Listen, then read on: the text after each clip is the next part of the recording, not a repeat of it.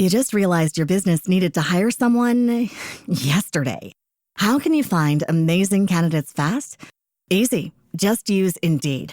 Stop struggling to get your job post seen on other job sites. With Indeed sponsored jobs, your post jumps to the top of the page for your relevant candidates, so you can reach the people you want faster.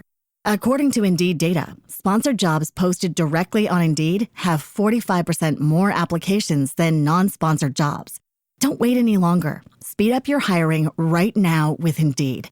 And listeners of this show will get a $75 sponsored job credit to get your jobs more visibility at Indeed.com/ARTS. Just go to Indeed.com/ARTS right now and support our show by saying you heard about Indeed on this podcast. Terms and conditions apply. Hiring? Indeed is all you need. All right, it's August 19th. You're listening to Open Mic with Coley Bryce, and I'm here with a very special guest. I mean, they're all special guests, let's face it. Michael Scotto, Renaissance man of myriad talents. How did we meet? We met because we had a mutual friend and bandmate, Brian Saint, who introduced us, and I was running a label called Area at the time, and I put out a record featuring the talents of Mr. Scotto and Mr. Saint. Long time, God, longer than we care to admit.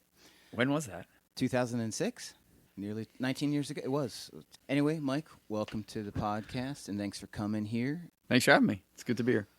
I wanted you on the show because I think... Yeah, why am I here? Why am I in Sayreville? Why are you in Sayreville? Well, that's a question all of us in Sayreville ask. Well, basically, the way my podcast is starting to take shape is I'm finding it interesting helping fellow musicians and artists and other creative types kind of excavate their life's journey, following their muse. And some people have stayed strictly in one medium. Other people have kind of branched off into different things. And I kind of find like this is like the underground alternative to like the Magnificent Ones with Billy Corgan. It's like the other guy. You know? We're not all Steve Vai. But it doesn't mean that those stories and your history... it's all part of the greater puzzle, and I like kind of seeking out the crevices of various artistic journeys. So that's why I invited you. I want to talk about your journey, which started when you started playing guitar as a kid. Yeah. My mother played and still plays guitar, so there was always instruments in the house. She was the guitarist in the church group, along with my best friend's mom. So two buddies. Both our moms played guitar in church. So just around it, they would rehearse at my house. And I remember before I wanted to learn the instrument, I was very happy to be like just hanging with the band, maybe putting some guitars in some cases. Maybe I would fire up the water for their tea break. So I roadie. I guess my first love was roadieing and being around a band. That was the first exposure. Folk music, Christian hymnals done in a folk style. At the church, they had the traditional choir. So those of you listening who are familiar with these things, you might picture a big organ and many singers all singing. And that's pretty much all of the sound. You don't need much more than a good organ and a lot of vocalists. However, my mom's group, they called themselves the folk group. So they would take the same songs but play them in almost like a hippy-dippy kind of fashion on their acoustic guitars, and the one woman would play a little tambourine. Was she like into like Joan Baez, and was she into that movement, that folk rock movement? Was she influenced by that? That's a great question. I don't know if she was influenced by it. I know it was the music of her time. Right. But she didn't dip. Well, I think we're all influenced by the music of our time, whether we care to admit it or not. For sure. I think if you're coming out of the 50s and the 60s, and there's an acoustic guitar around you, you're not only familiar with, but you probably have some strong feelings about the folk music scene. And a lot of folk was political at the time. As you know, my mother was apolitical. Like, she's not a political person. Like, she didn't go to college after high school because of all the protests and stuff. It seemed scary to her. She ended up going back to school decades later. So yeah, it's all about my mom. For many, the same with, a lot of people, it's a parent or someone next to them that's introducing them. So yeah, Mama Scotto. Guitar? We had a guitar in the house that she gave me, and I don't know whose it was. It was a small, like a shorter scale, sort of diminutive classical guitar. You and I were just talking upstairs how you've been playing on nylon strings. Come to really appreciate nylon strings as I'm playing a lot of gigs with older hands. 100%. So that's what I started on. So it was a classical guitar, nylon strings, and just trying to copy the music I was listening to. And also, we were trying to write music very early. So like 3rd or 4th grade, me and this kid, Mark, shout out to Mark Manning on the West Coast these days. We were trying to make songs. We were writing songs about homework, about the girl that we had a crush on that we probably would never talk to, about the kid who smelled weird. Sorry, dude. Sorry. We weren't familiar with the curry smell at the time. So he got his own song. They curry in favor of having a song inspired by him. Shout out to Deepak. Sorry again. This is why we have editing. What do I have to? Am I going to cancel my my 4th grade self? Oh boy, I'm fucked. Well, we do live in the time where we have to tread carefully, right? So, what was your gateway drug into electric guitar? Great gateway drug into electric guitar definitely would have been hearing Peter Buck and hearing Johnny Marr. So like the sort of jangly sounds of REM and the Smiths. You just realized your business needed to hire someone yesterday. How can you find amazing candidates fast? Easy. Just use Indeed. Stop struggling to get your job post seen on other job sites.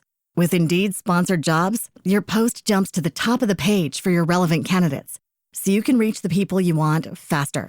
According to Indeed data, sponsored jobs posted directly on Indeed have 45% more applications than non-sponsored jobs. Don't wait any longer. Speed up your hiring right now with Indeed. And listeners of this show will get a $75 sponsored job credit to get your jobs more visibility at Indeed.com/ARTS. Just go to Indeed.com/ARTS right now and support our show by saying you heard about Indeed on this podcast. Terms and conditions apply. Hiring? Indeed is all you need. I would put those two guys sort of in a similar category, at least for my upbringing and my ears, and being like, oh, I would like to sound a little more like that as opposed to whatever sounds that the acoustic guitar and the classical guitars were producing at the time. And you're also known as quite the effects aficionado. What inspired you getting into more textural, ambient kind of forays? Right out of the gate. So first band, meaning like playing gigs, I'm probably 15, and I was in a hardcore band. I didn't really know much about the hardcore scene. It was just, hey, you play guitar, right? Yeah. You should be in our band. Yeah, I should do that. What kind of music you guys play? Yeah, we're hardcore. Yeah, I like that. I didn't know what that was at the time, and of course, and plus these terms, they change throughout time. Right. But whatever it meant. You weren't a authenticated member of that subculture at that time. You were just like going. No, not at all. I was in no subcultures. I was in my own subculture, unfortunately at the time, or at least it felt unfortunate at the time. And yet getting into that scene and then showing up, I didn't even know how to play power chords. I'm like, oh, is it like a D minor or something? They're like, yeah, you should just learn some power chords. So the guitarist of that band, shout out to Slay, also known as Dave Cusinelli, but forever known as Slay. And Slay is going to show you how to play power chords. If a guy named Slay is going to show you how to play Chugga Chugga. And what's that? And palm muting. Of course. If you can't get a nice like, it's over. So I would practice that style enough to be in this band, and he was like very proficient. He was into bands like Slayer and Metallica, so he was able to really rip. And I'm like, well, I'm not trying to match this guy. So what if I'll learn the song, but what if I go the other way? Oh, add some dimension. So the other way for me was, you'd be in rehearsal studios or in basements, and there'd always be some effect pedals just sitting around. No one was really playing them that I remember. So I grabbed like a phaser and a flanger pedal, anything that would give some depth to the sound other than that, like, right in your chest. Turned out to be what became sort of the sound of the band, was sort of this this contrast of sleigh and then me playing like very fruity, sort of like, what if we did this, like, doo-doo-doo. They're like, yeah, just do it. And it's what actually became sort of the sound of the band. Right. Those two things, and we had a singer who would scream half the time, but could sing proper too. So we stood out, I think, in this band, and we had, a little mild local success. So you weren't purely hardcore. It was kind of a mutated kind of adaptation of. Yeah, probably over years it would become, what people call like emo or something. So it was pre-emo. Primo. It was a primo, hey. It was a primo band. I guess it was pre-emo. However, some purists out there might call like certain bands like Rites of Spring and all these other bands sort of like the beginning of that. So that was definitely before us. But at least as far as... in that well house. Totally. And at least as far as the scene in air quotes, picture it in your minds, no one was doing that. And so we definitely stood out. Started as Withdraw, and then it got we changed it to Lifesite when we changed a few members. And we hit it hard for a little bit. And it was a lot of fun, but we stood out. It was also the reason a lot of people hated us. You guys released records. You toured Germany, right? I mean, the band actually, Lifesite had a life cycle. There is catalog. Yes. Yeah, it was fun. It was a lot of fun. Where could people check that out? At least one of the albums is available on Spotify. I'm not affiliated with like the ownership of anything at this point, yet it's out there. Maybe both albums. So there would be first album's called Invisible Wish, and you could hear like some teenage chugga chugga, and then a bit more refined only 2-3 years later with the second album, Dissonance. If they're both on Spotify, you should check them out. Part of the Asbury scene of the time, or in and around the New Jersey Shore region, were the origins of it? It was its own scene. So some of you out there might remember that there were matinee shows. So, by the way, we're in the early 90s. So hopefully you're a lot younger than me. But early 90s, the Stone Pony was doing Sunday matinees. So afternoon shows, and that's when they'd have their hardcore matinees. Most of the clientele and fan base were underage. So it didn't pay for the Pony to, have a nighttime show and sell like either zero alcohol or get those special security teams that could parse out who was above and who was below. I don't even know if they still do shit like that. But are we allowed to use profanity on this? Absolutely. Okay. And so they would do them in the afternoon, and as far as I know, it was a big hit. Local heroes like Jack O'Monahan, he was running those. Prior to that, they were at a place called the Cafe Bar in.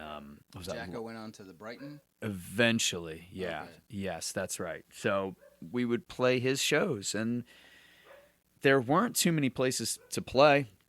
There was really no heavy music like that in the mainstream, so you had no chance of like feeling like you were touching on the mainstream. Probably wouldn't be until like Rage Against the Machine maybe like drops where you're like, oh, you can do music like that and still like be quote unquote mainstream. So I remember them being like a aha moment for me.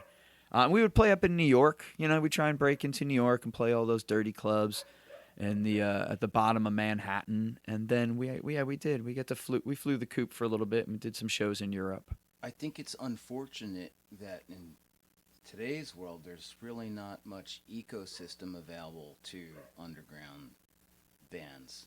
There isn't really that incubation habitat to kind of get it together currently, at least not to the degree that, back then. What do you think of that? I don't know. I don't know. I don't know if I have my finger on the pulse of what you could incubate now, being like, so far along in my journey. I don't know, but I would say there's more opportunities to... Well, to flip the script for a minute, people should know that you were also the studio director of Lakehouse Music for some years, right? I was the studio manager of the recording studio. Lakehouse Music is sort of the educational portion of the company. I was not in charge of that. I was steering the ship at the recording studio. So it's kind of two separate entities. Do you think in the absence of like these Sunday matinee shows and these... I mean, I feel like it was easier for bands to get their first gig back then. Like now, it almost seems like you have to be going to like a music academy or something that has the stature and business acumen to book a showcase night somewhere. It doesn't seem quite as wild and free as it once was. Yeah, I wouldn't disagree with that. The idea that you could take lessons at a music school and depending on what track you were on, part of that track would include like a gig and even helping to put like your band, quote unquote band together, that didn't exist. I think that's very cool. I mean, most of the artists I would meet at the recording studio, if they were like locals, a lot of them came through that sort of feeder program. So it's a very different approach. I remember on my podcast, I had on the singer of Sonic Bloom, Max, and really his entire. It was interesting the way he was talking. Oh, we got a little doggy in here. What's up, puppy? He's by the way, he's not the one who's yelling. There's a well-behaved dog here right now. Then there's the other guy who's a little fired up. Hopefully that's not picking up too bad, or I can limit that. Oh, maybe it might just be the barking in my head. No. But this idea of sort of having a feeder program introduce you to collaborating and then also performing didn't exist. So I think it's pretty cool. I probably would have wanted. I don't know. I don't know if I would have wanted to do that. I probably wouldn't have wanted to do like the learning and the lessons. Probably just wanted to show up at the gig like an asshole. Yeah, I don't know. To me, it's almost like hunting at a game preserve or something that has a fence around it. It's a different thing. I'm getting the feeling that you're not stoked about this track. I think I'm getting vibes from your facial expressions. Needs to be free range. I don't disagree. Yeah, I don't think you can train people to be rock stars. I'm sorry. I know it's profitable, but I don't know. I mean, in the absence of having other opportunities, it's better than nothing, right? If there's a way to gain stage experience or whatever, but I don't know, man. It just there's something that doesn't seem too organic about that process to me. And I'm a Rockosaurus Rex, so I'm not a fond of change necessarily. I know you can't change, but I'm cautious about change and I'm skeptical about change, and I take my time with change. I take my time when things change. I don't rush into change. Well, all right. I see where you're coming from. I don't disagree with you. However, I think it's two different things. I think the people who benefit most, whether it's someone our age or whether it's a 14-year-old, it's more like scratching an itch than following that like compass inside you. Maybe, I don't want to speak for you, but maybe you were the same as me where you just sort of had this compass, which was like, well, no matter what I want to do, I got to be creating things. I got to be playing music. I had no choice. I have no choice. The universe has said There's you will do times this. where I like yearned to have a thirst and lust for accounting or something pragmatic that would give me a more stable future, but I could not follow that inner voice. Same. And I think there's another half of people in the music world who are like, man, I'll never be in a band. It would just be nice if I could just have 3 people who sort of were around my age and into what I'm into. You just realized your business needed to hire someone yesterday. How can you find amazing candidates fast? Easy. Just use Indeed. Stop struggling to get your job post seen on other job sites. With Indeed sponsored jobs, your post jumps to the top of the page for your relevant candidates, so you can reach the people you want faster. According to Indeed data, sponsored jobs posted directly on Indeed have 45% more applications than non-sponsored jobs. Don't wait any longer. Speed up your hiring right now with Indeed. And listeners of this show will get a $75 sponsored job credit to get your jobs more visibility at Indeed.com/ARTS. Just go to Indeed.com/ARTS right now and support our show by saying you heard about Indeed on this podcast. Terms and conditions apply. Hiring? Indeed is all you need. That would just be fun. That's very different from like, I have this burning compass inside my chest, and no matter what, whether it's with a band, whether it's with fans, whether it's alone, whether it's everyone spitting in my eye, I'm going forward. Rocky won. Yes, he doesn't win. He doesn't win at the end of that. Apollo beats him up. But he gets back up. Because it doesn't matter how many times you get knocked down. That's right. And then I think there's also the people who like, they just want to scratch this other itch, which is just like, I've always wanted to just play on a stage. One song. That's my dream. So I think for those folks, that's a beautiful avenue for the person who's probably got the burning, annoying itch in their chest, which is ready to pull through their rib cage. I don't think it would have any effect. I think it would be something maybe that's fun to do, but they would want to outgrow that and move past that very quickly because it's not as organic. Right. So you're saying that type of archetype, they're still going to find their way into the hunting through the process. It's just another gateway to them. They're going to follow that soul's journey one way or the other, and if that's one gate to start it, they're going to find the next step. I think so because, like, I mean, my origin story isn't very cool. Like, I could start with like playing hardcore shows and like going to Germany, but like, it's really about like church music and the big jumbo acoustic guitars and hymnals. So that's not exactly the most organic thing either, maybe. Interesting. So let's go back and take the Wayback Machine. So what was your next project after Lifesite? I did a 180. Well, I'd already 180'd. So you're starting in church and then you go and join like a hardcore band. Right. And I remember Jesus Satan. I remember my mom, like, I played her the demo like when I first like joined the band. I'm like, yeah, it's this hardcore band called Withdraw. She's like, oh, let me put it on. And it's like, obviously it's Chugga Chugga, but just some, these motherfuckers are talking a lot of shit. These punk motherfuckers don't. That was one of our songs. And my mom's like, oh. Lovely, darling. Punk motherfuckers talk a lot of shit. Is that right? I'm like, well, it's just words. I'm just the guitarist. She's like, all right, cool. I was trying to make excuses for it, and she was trying hard not to be so mom about it. So I had taken this 180 from, being her backup in church to now and doing this. When I decided to leave Lifesite was still going. I just decided to leave because I was bored. So when I get bored, I rarely can find a cure for that. I just have to go somewhere else.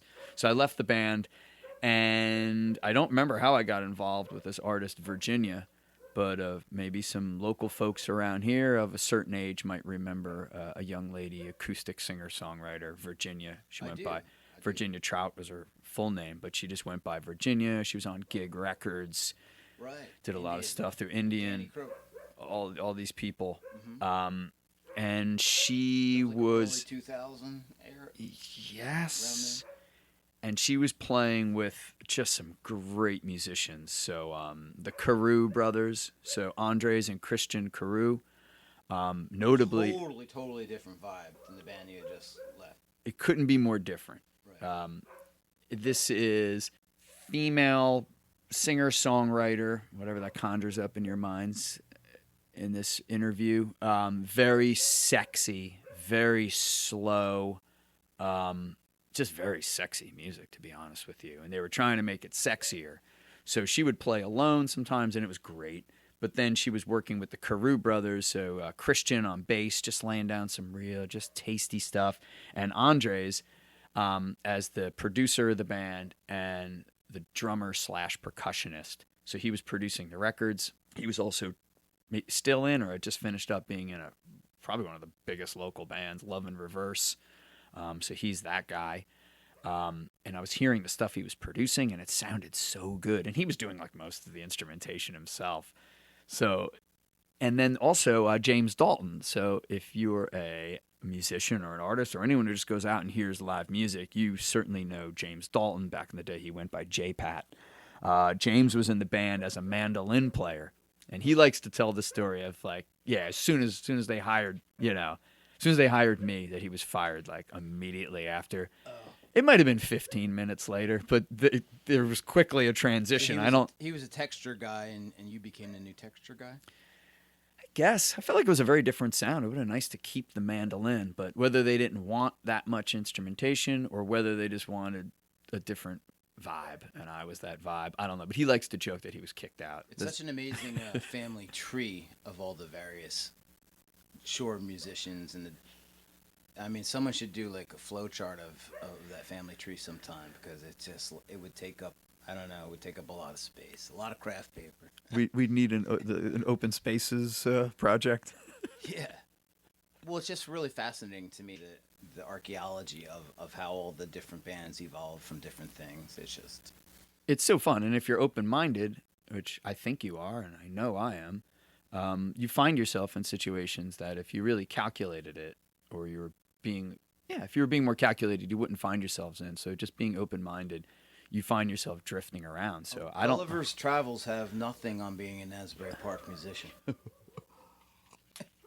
It's true. And it's funny because you don't even always know how you find yourself in those situations. Like, I don't remember how I met Virginia or how I got introduced to her. I mean, I was coming out of being in like a hardcore band. So it's like, that's not what they were looking for.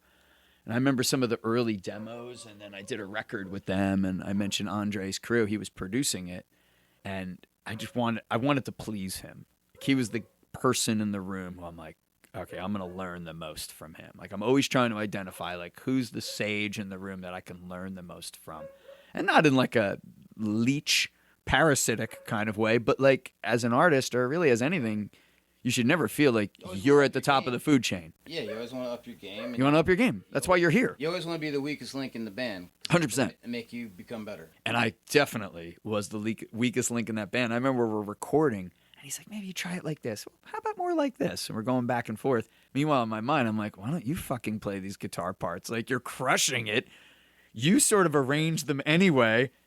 You're much better than I am ever. Like, why am I here recording this? Yet he was patient, he was sweet, and all I did was ask questions probably the whole time and played mediocre. It sounds good on the album. I'm still playing way too much, but working with him, I learned what not to play. That was the first time where I'm like, all right, I'm going to bring all my fucking skills to the table. I got my pedals, I've stretched, I have grand ideas of the orchestration that can go over this simple, gorgeous guitar melody, which doesn't need me at all. And it was about learning what not to play. He was so patient. He was so smart. So Andres, I love you, man. Do you think maybe there's something though in the over exuberance, albeit maybe accompanied by profound ignorance, when someone is just getting into the studio and writing and playing with all the toys, and is there something in that overindulgence that sometimes gives something a little extra lift, that has a certain kind of honest authenticity? 100%. Yeah, because the opposite of that is just sort of being jaded and being like, that's been done. We don't have time to try that. That's the opposite side of that coin. So I think you need it. Even though, yes, albeit ignorant, as you say, it's going to lift the room. Maybe they liked having me there. Maybe I was fun to have around. It's that leap of faith where sometimes you do capture lightning in a bottle. 100%. And sometimes you fall off the cliff, and it's not pretty. No, 100%. 100%. So, yes, even though it's a little ignorant and it's a little inexperienced and you're spraying your talent all over the place, whether it needs it or not. Right. You're just alpha dogging. You're just alpha dogging, spraying it down, make sure everyone can smell and taste and feel it. But it also, I think it does elevate the room. It's kind of exciting to have that person in the room. Well, here's another question for you, and share your speculations with me here. When I was learning how to play guitar, we all would jam with our buddy, and we'd steal something from one guy, and then couldn't quite understand what another guy was doing, but maybe get a little something from it. And we'd learn tricks in back alleys and bedroom jams and stuff. And it certainly wasn't efficient as far as learning, but I think people had more identity and character when they kind of went through this quest process of learning the guitar versus now. I mean, there's such a plethora of educational resources on you get the cheat codes. You start with the cheat codes. Yeah, that's right. And now has that raised the median level of proficiency? And I mean, there's 10-year-olds that are doing things that I'll never ever be able to do. I would see that a lot at Lakehouse. I'm like, oh geez, I'm gonna get smoked by a 12-year-old. Well, maybe I'm not gonna play this one. I'll just watch. I just want to see how you're doing. Let's see how you're doing, young boy. You just realized your business needed to hire someone yesterday. How can you find amazing candidates fast? Easy. Just use Indeed. Stop struggling to get your job post seen on other job sites. With Indeed sponsored jobs, your post jumps to the top of the page for your relevant candidates, so you can reach the people you want faster. According to Indeed data, sponsored jobs posted directly on Indeed have 45% more applications than non-sponsored jobs. Don't wait any longer. Speed up your hiring right now with Indeed. And listeners of this show will get a $75 sponsored job credit to get your jobs more visibility at Indeed.com/ARTS. Just go to Indeed.com/ARTS right now and support our show by saying you heard about Indeed on this podcast. Terms and conditions apply. Hiring? Indeed is all you need. So, and obviously anything improving any type of education, whether it's musical or literary, anything, I mean, it's great, but there was something almost mystical about the quest of getting a little chunk or a little nugget at a time. 100%. So, like, well, I don't mean, like, where do we even go forward with music? Because now we've got, like, I thought it was bad with, like, auto-tuning and mashups. And, Oh, you're so cute. You're so cute. and now it's like AI. I know. So it's like, well, I don't know. I have no idea. Like, I know where your question's going. I have no fucking idea. yeah, it's like, well, so are we gonna soon, like when we have a Sunday brunch, is there gonna be like an AI robot that takes requests? And we're like, yeah, but just to make it interesting, can you do that in F sharp minor instead of the original key? And can you do it with we'll be like, could you sing it like Louis Armstrong, please? We'll be able to manifest and indulge any eclectic, esoteric, experimental musical interest we could possibly have. I guess there's maybe curating all that will become a new art form. I don't know, but like, where do human beings? Which is why I enjoy going, I was afraid of the acoustic guitar and just singing my whole life. I was like, I always needed a big fucking sound around me. Like, I wanted bombastic. I've seen you around. Yeah. I've met you. I like the big sound. Like, it's from the 80s, from Cerebral, whatever.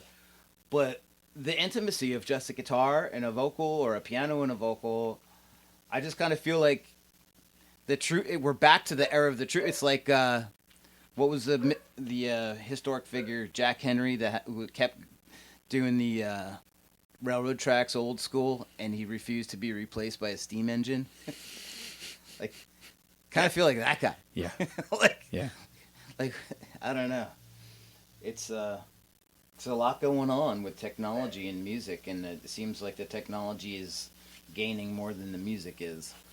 Well, certainly, the technology's the power is growing exponentially. I mean, no one knows where it's headed. At this point, I'm hoping AI will at least find some of us entertaining as pets. Are you gonna fucking bark when your AI is trying to do a podcast? Are you gonna bark from your room? No, because my AI will probably have the capacity to zap me with something neurologically that would prohibit me from doing that. Yeah. If I had a button to press on my Husky right now, he'd be quiet. Yeah, it'll be like, oh, I'm sorry, our Coley's acting up again. Such a human. Well, given mankind's proclivity for a cycle of destruction and renewal, which was fine when we were fighting with bows and arrows and we were just compost, what happens when AI reaches a logical conclusion that, we might not be the most desirable species to populate the planet? I don't know. I mean, I don't know that that's a foregone conclusion. Currently, all my experiences with AI and what I know so far is that it's not thinking creatively, so it just wants to please you.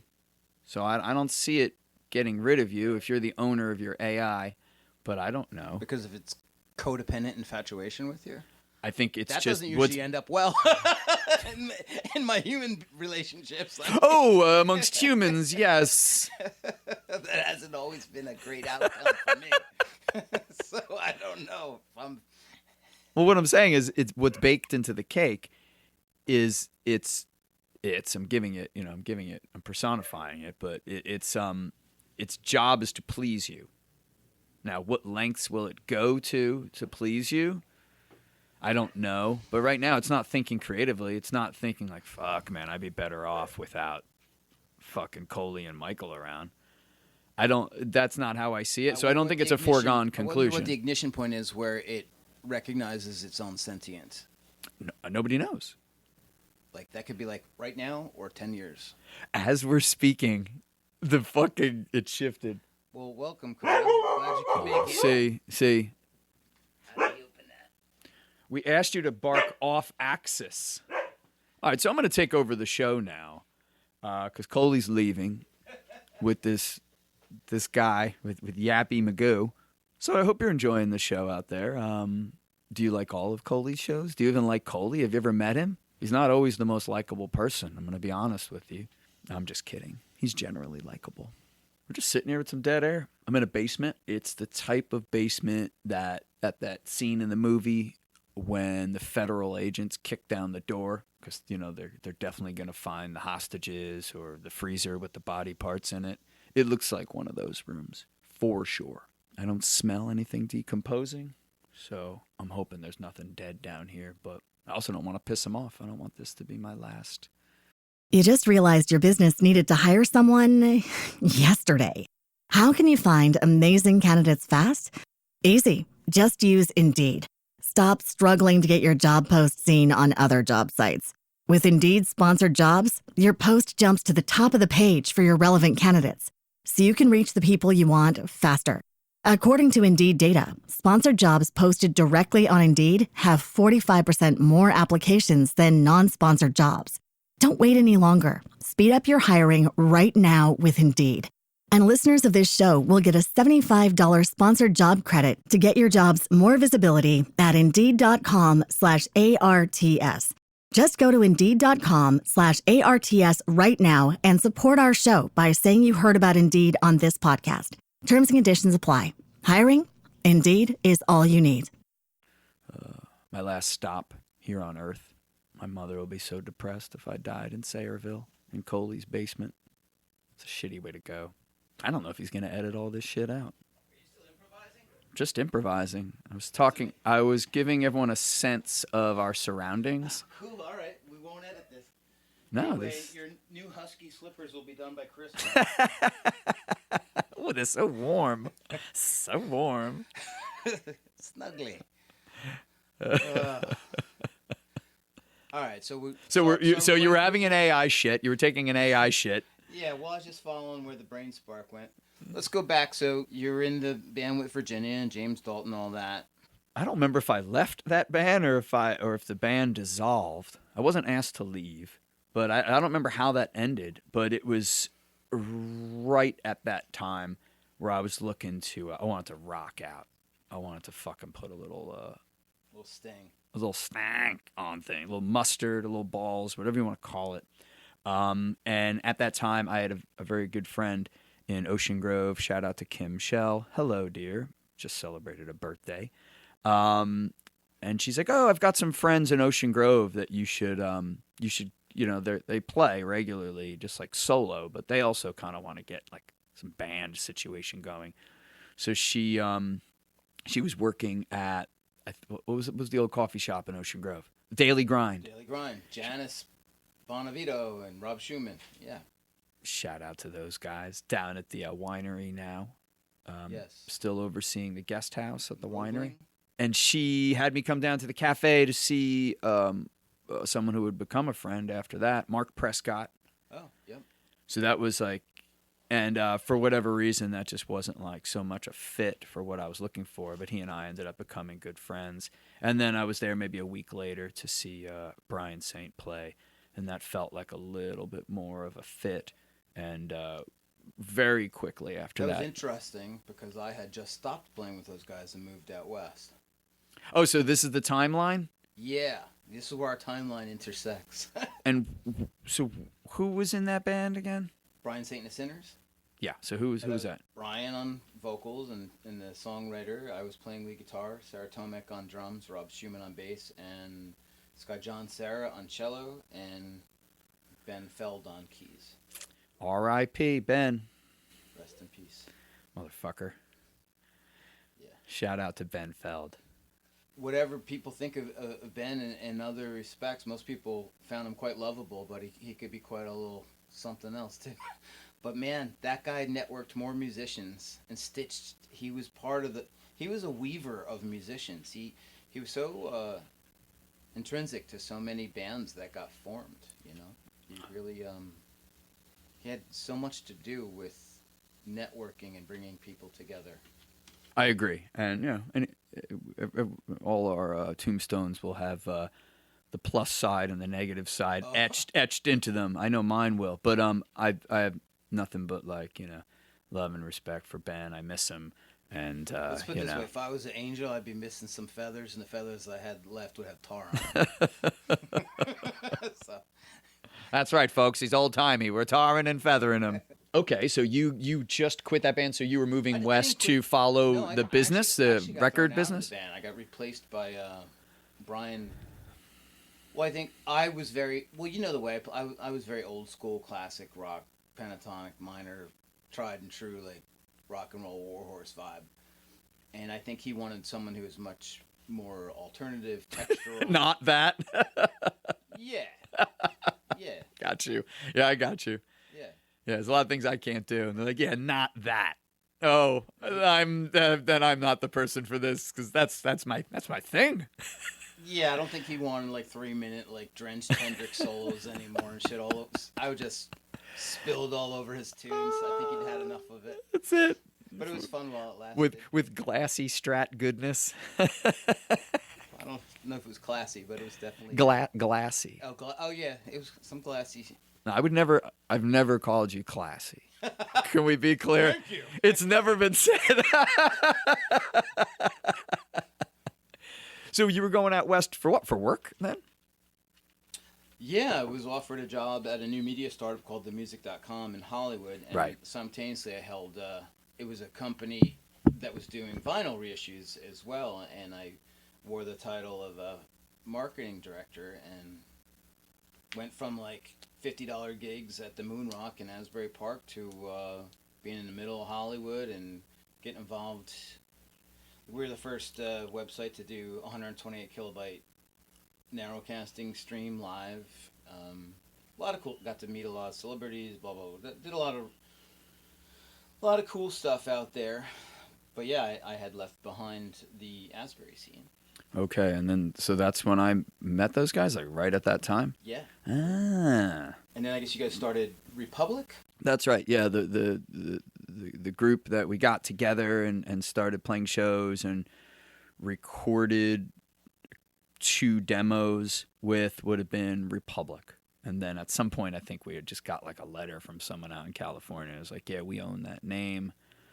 I think it's a producer. I think it's just a producer. And that was also the first time that I found out that some people just scoop up names because they might use them one day or they might think about using them, or it's a good name that no one scooped up and you just sort of scoop it up, and maybe if someone wants it, they could offer you money for it.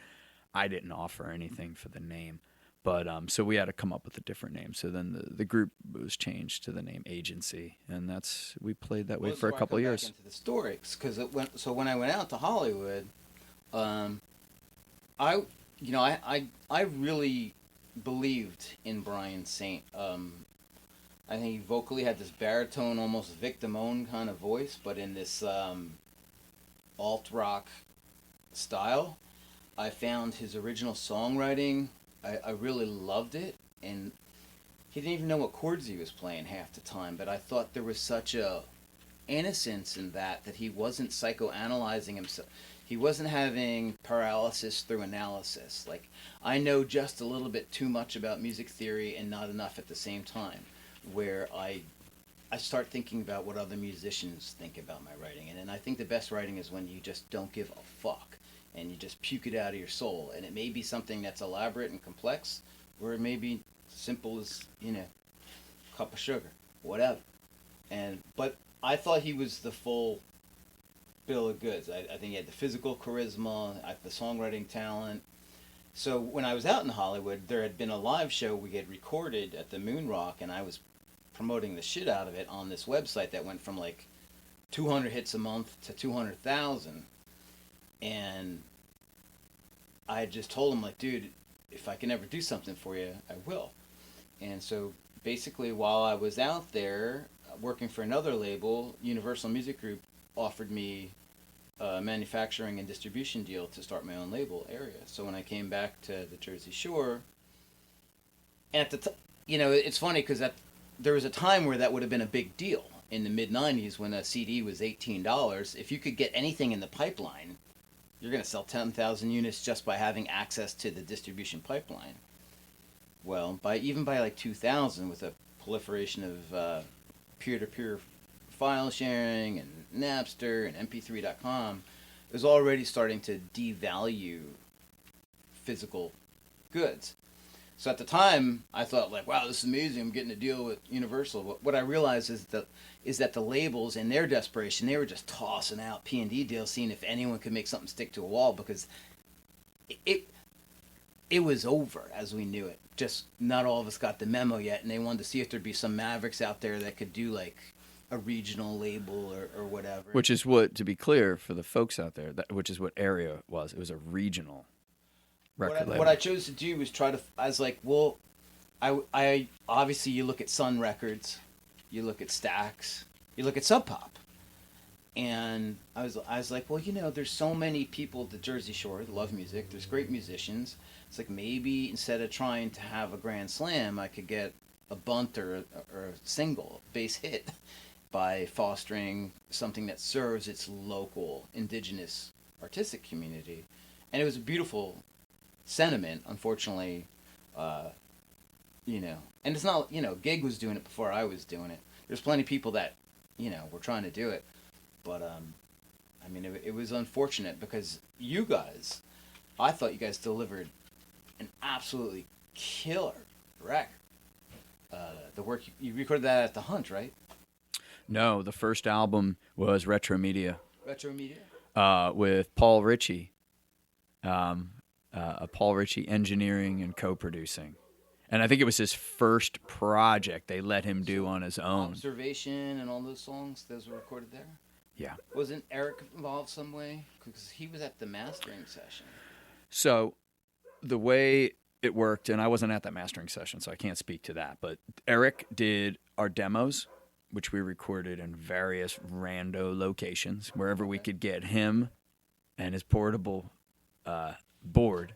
That's where we recorded. So whether it was his bedroom at home or whether it was Sav's basement or whether it was maybe one other location. Right. But that record we did at Retro Media, and that was how we met Paul Ritchie. Shout out to Paul. John Knoll owns that studio. I don't think he does anymore. Oh, okay, but at the time? At the time, yeah. So we met with John, and he handed the helm over to Paul, and we were like, sure, whatever. Like we weren't in any position or even had enough know-how. 100%. We had a great experience there. In fact, one of the tracks on the album, which name I will not come to me, is a piano track. And that just came from, like, we just had a little extra time in the studio, and they weren't rushing us, and everyone's outside smoking cigarettes. And I'm like, let me fuck around with the piano. Right. Yeah, we could throw a mic on that. It's like, yeah, throw a mic on it. I wrote this little thing, and that was like literally composed, put together, and recorded like cigarette break time. Best stuff. Yeah. That's when that magic happens. That's what keeps you going, I think. That's right. And it came out very good. I can't speak to the mastering session. Either I wasn't there or I don't remember it. But the second album was recorded exclusively at the Hunt in Millstone with Eric Bennett at the helm.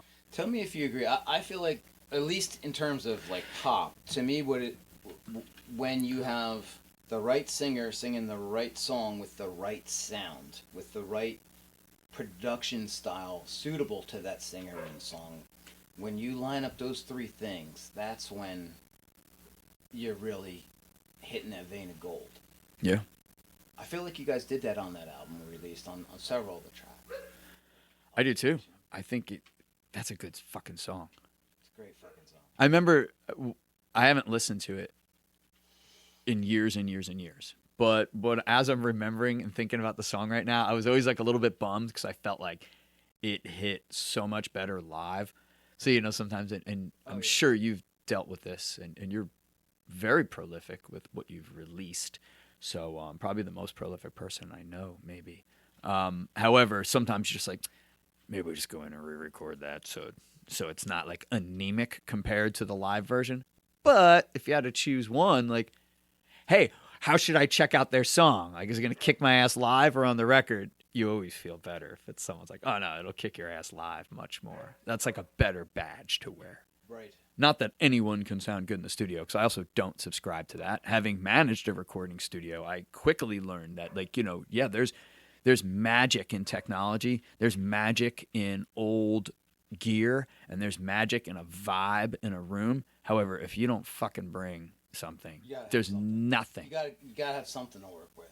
And I would see this all the time with By artists. The way, you kind of encourage me heartily to take advantage of that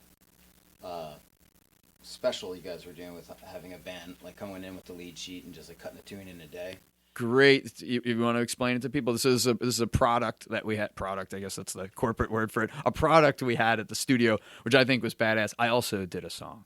Did you? I also. I'd love to hear that. Yeah, so Lakehouse did this great deal where you go in, you sit down, and you either bring a recording of your song or you play it live for an arranger who charts it out, and you go in with a band, you do a scratch vocal, they kick out, they give you some feedback, and you just kick it out, go into the next room, overdub the keeper vocal, mix it, master it, and voila. And I gotta say, I felt so. It was like a day spa for musicians, for DIY guys. Because I'm always, there's a struggle, I think, when you're your own engineer. There's this scientific, rational part of your brain that's like, I hope I'm not clipping this, that. I hope I got the right EQ. Like another paralysis through analysis thing. Or my compressor said, that part of you is occupied, and meanwhile the creative artist part of you just wants to completely let go of all of that. So there's an inherent compromise right there, because when you're recording yourself, it's very hard to get past that self-conscious awareness that you're recording yourself. So to me, as a DIY guy, to actually go back into a truly classy studio and get that contemporary sound quality with ass-kicking musicians who are so incredibly, at least the guys I work with, were incredibly empathetic. That's who we had to hire. So You just realized your business needed to hire someone yesterday. How can you find amazing candidates fast? Easy. Just use Indeed. Stop struggling to get your job post seen on other job sites. With Indeed sponsored jobs, your post jumps to the top of the page for your relevant candidates, so you can reach the people you want faster. According to Indeed data, sponsored jobs posted directly on Indeed have 45% more applications than non-sponsored jobs. Don't wait any longer. Speed up your hiring right now with Indeed. And listeners of this show will get a $75 sponsored job credit to get your jobs more visibility at Indeed.com/ARTS. Just go to Indeed.com/ARTS right now and support our show by saying you heard about Indeed on this podcast. Terms and conditions apply. Hiring? Indeed is all you need. talk about a tough one. Like That drummer was killer. Like, hey, I need a musician who is absolute top notch, but is okay just having no ideas and leaving their ego at the door and just basically doing Tall order around the Jersey Shore. Tall order. And by the way, not for a lot of from? money. And not for a lot of money. Right? So like no one was retiring, working those sessions. However, I think it was fair. I think it was a fair pay. And I think the fairest thing of all was the price we would charge the client. Oh my God. So I'm sure I gave you some kind of discount, but it probably wasn't more than like $300. Whatever it was an incredible value for the product I received. I was blown away by what I heard back. Dude, it was one of the best products out there. However, it depends on the clientele. So like if you're listening right now and you're the person who's like, oh yeah, I got this song or I got these 4 songs and I could play them upwards, down, backwards, inside out, but I just never have done anything with them. But I would love for it to be like a kind of a ballad, piano ballad, or I would love for it to just rock the fuck out, put some 4 on the floor and just, it's the best product for that. 'Cause you already have your song. I think they're still doing it, but I'd have to heartily endorse anyone who thinks they're a halfway decent singer-songwriter, that you're not going to find a better value of manifesting your idea into reality. No, you just have to. But you do have to have some level of openness and trust. Because if you're like also that artist that I just described and you're a control freak, fuck you. Enjoy your path in your room by yourself, because you're doomed. You gotta let professional people do what professional people do. It may not be to your exact flavor. To me, I was like, wow, this was so eerily close to what I would have wanted anyway. So for me, it worked out fucking great. But I think a lot of it has to do with how you steer the band when you're in that vocal booth. 100%. If you're cool and you let them know that you totally like. If they know you're on the level and you give some feedback, they're gonna. It becomes very collaborative very quickly. Oh, yeah. Well, you got to be on the level. Yeah. They're gonna get. If you are bringing. If you're on the level, you're on the level. If you're not, there's nothing you can do. If you bring a piece of antelope onto the table, they're gonna cook it up nice. Antelope.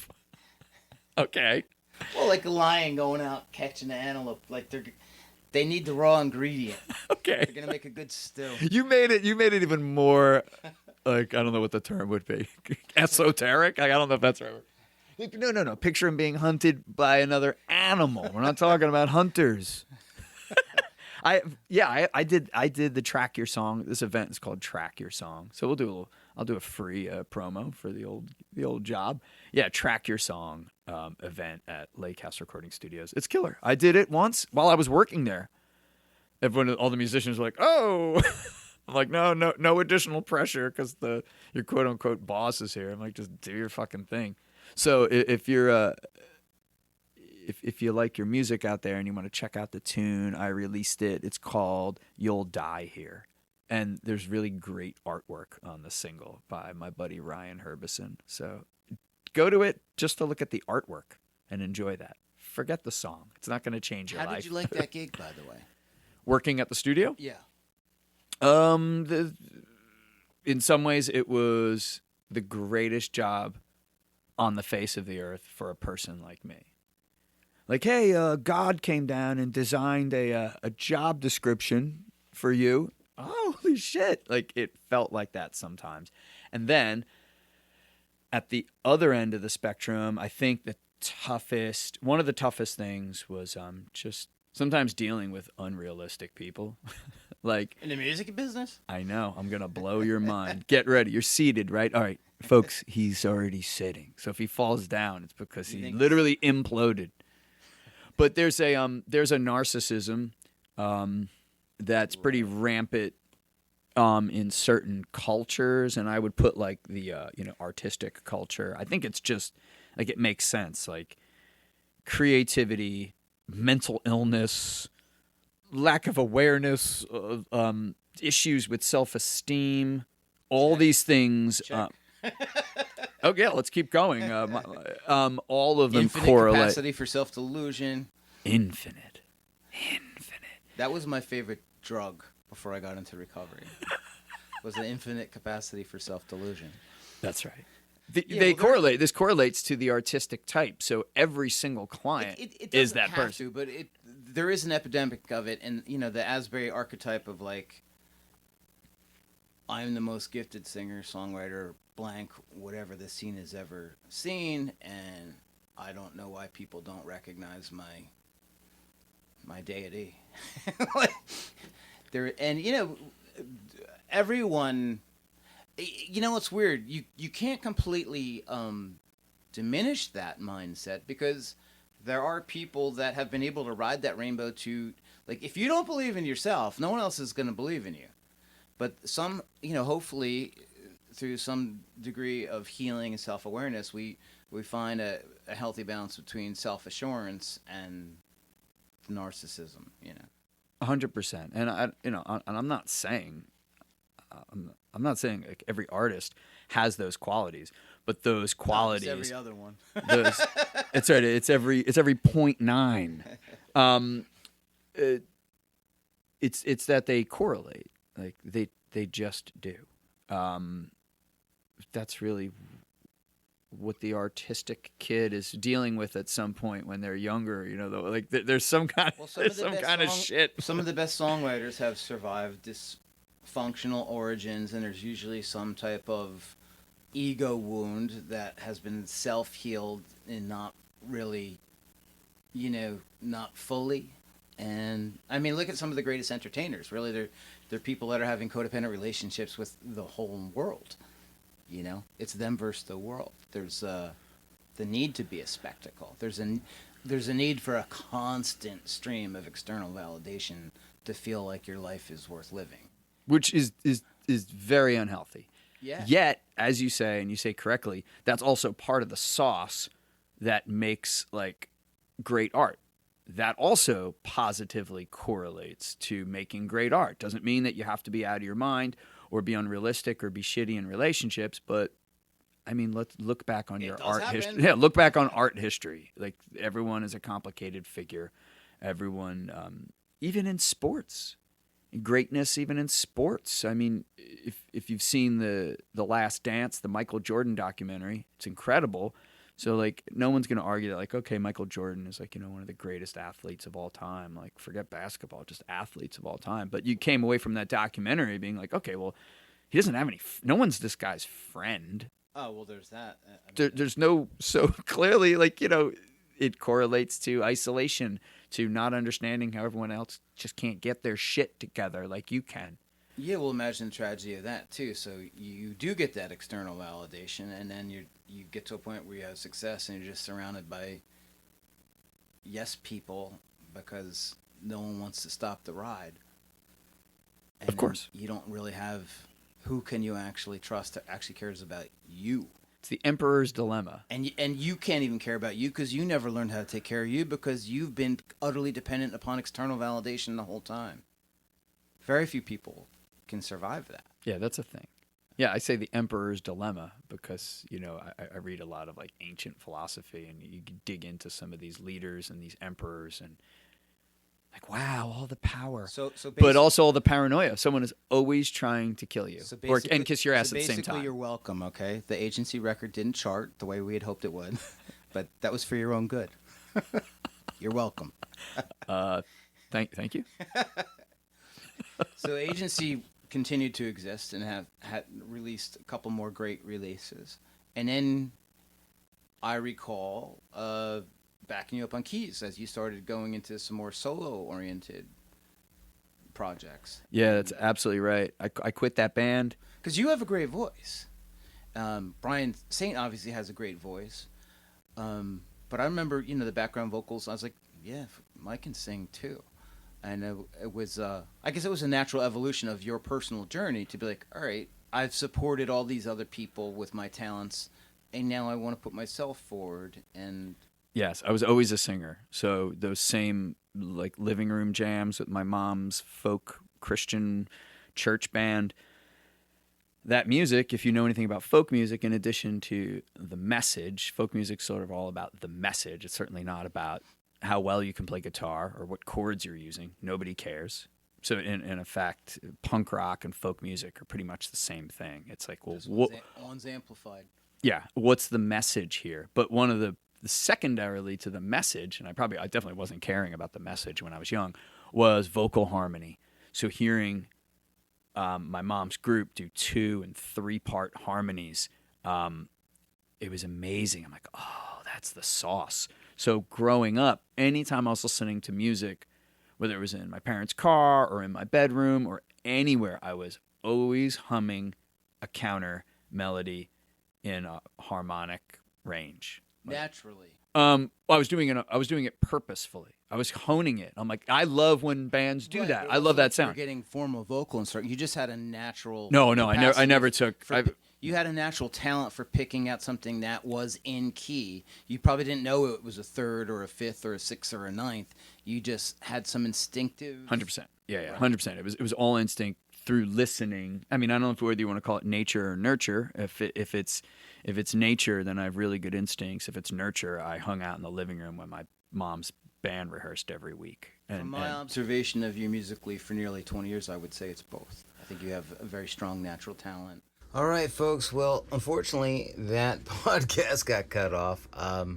My profound apologies. There was a lot of interference with my dog Koda barking, and it was just one of those days where there's gremlins in the studio, and honestly, I'd consider not even publishing this episode, but some of the points that Michael expressed were so poignant, and there was so much history about the Asbury Park music scene of a particular era that I felt that the archival value of documenting some of that information was more important to preserve than accommodate my embarrassment and vanity about the audio quality of the said podcast. So I thank you so much for listening to this, and I thank you for your patience with those issues. And I just want to thank Michael Scotto for coming down and being such a good sport under tenuous circumstances.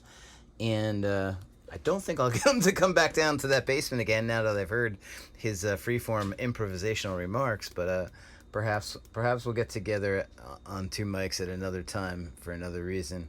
Anyway, thank you for listening. This is Coley Bryce, and you've just listened to Open Mic with Coley Bryce.